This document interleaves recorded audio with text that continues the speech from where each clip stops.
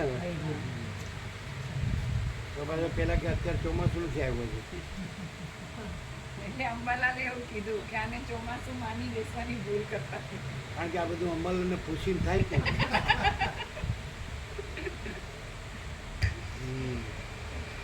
વશિષ્ઠ બોલ્યા, હે રામ, તમે જો મનમાં અકળાયા વિના એમ કહેવાય કે એને એને એમ કહેવાય કે તું અંબાનો લાલ હાચો પણ તું અંબા નહીં.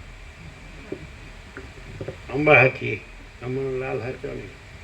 પણ લાલ થયો એટલે પછી કે ભાઈ રિપ્રેઝેન્ટેટિવ એટલે પછી હું જ અંબા પછી. હે વશિષ્ઠ બોલ્યા, હે રામ, તમે જો મનમાં અકળાયા વિના મહાત્માઓના અને ઉત્તમ શાસ્ત્રના સંગમાં તત્પર રહીને થોડાક દિવસ સાંભળ્યા કરશો તો હું ક્ષણ માત્રમાં દ્રશ્યને ઉડાડી દઈશ. જેમ ખરું જ્ઞાન થતાં ઝાંઝવાનું પાણી દેખાતું બંધ પડે છે તેમ બોધ થયા પછી તમને દ્રશ્ય પણ અબાધિત રહેશે નહીં.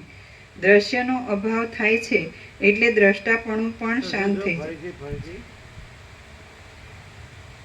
જેમ ખરું જ્ઞાન થતાં ઝાંઝવાનું પાણી દેખાતું બંધ પડે છે તેમ બોધ થયા પછી તમને દ્રશ્ય પણ અબાધિત રહેશે નહીં, એટલે બાધિત થઈ જશે.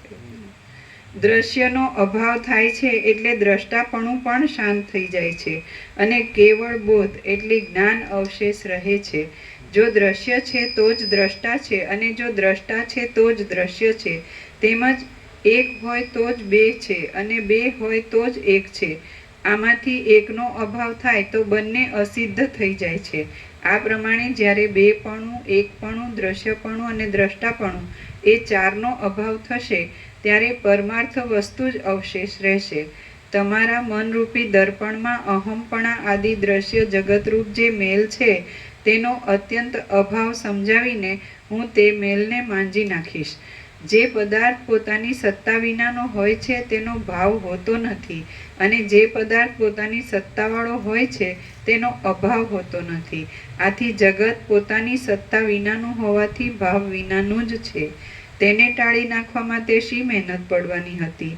જગત મૂળે ઉત્પન્ન જ થયું નથી, છતાં તે આ જે વિશાળતાવાળું દેખાય છે તે નિર્મળ પરમાત્મામાં જ દેખાય છે અને પરમાત્માની સત્તાથી જ તે સત્તાવાળું છે.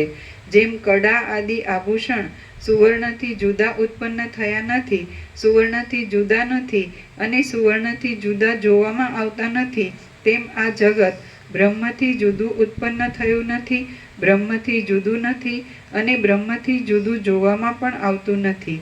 એ જગતને ટાળવામાં શી મહેનત પડવાની હતી? કૌંસમાં જેમ કડામાં સુવર્ણની બુદ્ધિ કરવાથી કડાપણું રહેતું નથી તેમ જગતમાં બ્રહ્મ બુદ્ધિ કરવાથી જગતપણું રહેતું નથી.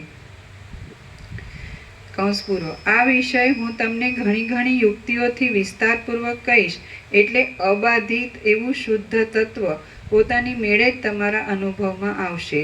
જેમ મરુદેશમાં નદી જ નથી તો પછી તેનું જળ ક્યાંથી હોય? જેમ બીજો ચંદ્ર જ નથી તો તેનું ગ્રહણ થવું ક્યાંથી હોય? તેમજ જગત મૂળમાં ઉત્પન્ન થયું નથી તો પછી તેનું અસ્તિત્વ પણ ક્યાંથી હોય? જેમ વાંજણીનો પુત્ર હોતો નથી, મરુદેશમાં જળ હોતું નથી અને આકાશમાં વૃક્ષ હોતું નથી, તેમ આ ભ્રાંતિરૂપ જગત મૂળમાં છે જ નહીં. હે રામ, જે આ જોવામાં આવે છે તે અખંડિત બ્રહ્મ જ છે. એ વિષય હું આગળ જતાં તમને કેવળ વચનથી જ નહીં પણ યુક્તિથી કહીશ. હે ઉદાર બુદ્ધિવાળા, વિદ્વાન લોકો આ વિષયમાં યુક્તિઓથી જે કહે છે તેનો અનાદર કરવો યોગ્ય નથી. જે મૂઢ બુદ્ધિવાળો માણસ યુક્તિઓથી ભરેલા વિષયનો અનાદર કરીને મહા દુઃખદાયી આગ્રહ લઈ બેસે છે તેને વિદ્વાન લોકો મૂર્ખ જ સમજે છે. શ્રી યોગ વાસિષ્ઠ મહારામાયણમાં ઉત્પત્તિ પ્રકરણનો જગદાદિ દ્રશ્ય સત્તા પ્રતિજ્ઞા નામનો સર્ગ 7મો સમાપ્ત. ઓમ ઓમ ઓમ. પ્રસાદ આપી દીધો.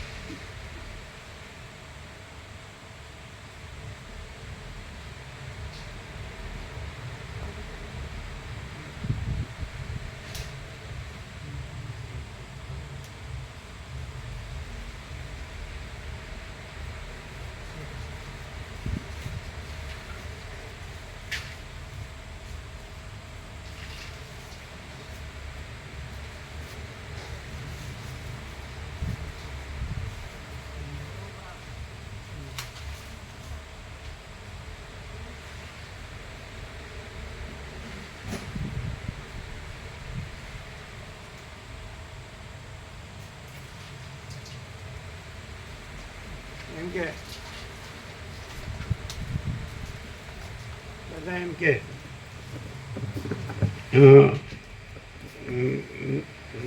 મારે ભગવાન મેળવવા જ પણ કે એટલે વાસના રાખીને એમ કે મારે ભગવાન મેળવવા પણ વાસના છોડે ને એટલે ભગવાન જ છે પણ વાસના રાખીને કે મારે ભગવાન મેળવવા છે સમજે અથવા તો વાસના રાખીને એમ કે જે વાસના છે ને એ ભગવાન છે સમજે એટલે આવો મૂર્ખ છે કેવી રીતે કોને ભગવાન નથી જોતા પણ વાસના રાખીને બરાબર કે મારે ભગવાન જોવે છે વાસના રાખીને એટલે કોઈ દી મળે જ નહીં અને ખરેખર ભગવાનમાં તો વાસના નથી તો વાસના નથી એટલે ભગવાન જ છે કેટલું સહેલું હાવ સરળ સીધું સાદું સત્ય ને સીધું સાદું જ્ઞાન નથી ખ્યાલ આવતો બધા કે મારે ભગવાન જોઈએ વાસના રાખીને એટલે વાસના હોય ત્યાં એટલે પછી ભગવાન હોય ત્યાં ભ્રાંતિ હોય પછી અને એમ કહો કે ભગવાન છે એમાં તો વાસના નથી ભ્રાંતિ નથી બરાબર આ જ્ઞાન કે જે કહેતો હોય માયા કે તો પછી વાસના નથી ભગવાન તો છે જ જોવે છે ક્યાં છે જ પણ વાસના રાખીને ભગવાન જોવે છે અથવા તો વાસનાને ભગવાન કહેવાના સમજાય એટલે કેમ શાંતિ નથી ખબર પડે અને વાસના નથી તો પરમ શાંતિ જ છે તો એ કોણ પરમ ભગવાન બધું રહ્યા છે તો ભગવાન પરમ શાંતિ છે અથવા તો પરમ શાંતિ જ ભગવાન છે સમજે તો કોઈ વાસના ભ્રાંતિ થોડી ભગવાન છે તો એ થોડી શાંતિ છે એટલે શાંતિ નથી એટલે આ પ્રકાશથી જો બરાબર જાણે સમ્યક પ્રબોધ થાય તો સીધી વાત છે આ તો ગમે એટલું સાંભળે ગમે એટલું વાંચે ગમે એટલું લખે ગમે એટલું બોલે ગમે એટલું યાદ રાખે પણ વાસના રાખીને એટલે બધું ફેલ અને વાસના જ નથી એટલે બીજું કંઈ કરવા પણ જ નથી અને ભગવાન જ છે અને પોતે જ છે સીધું નથી.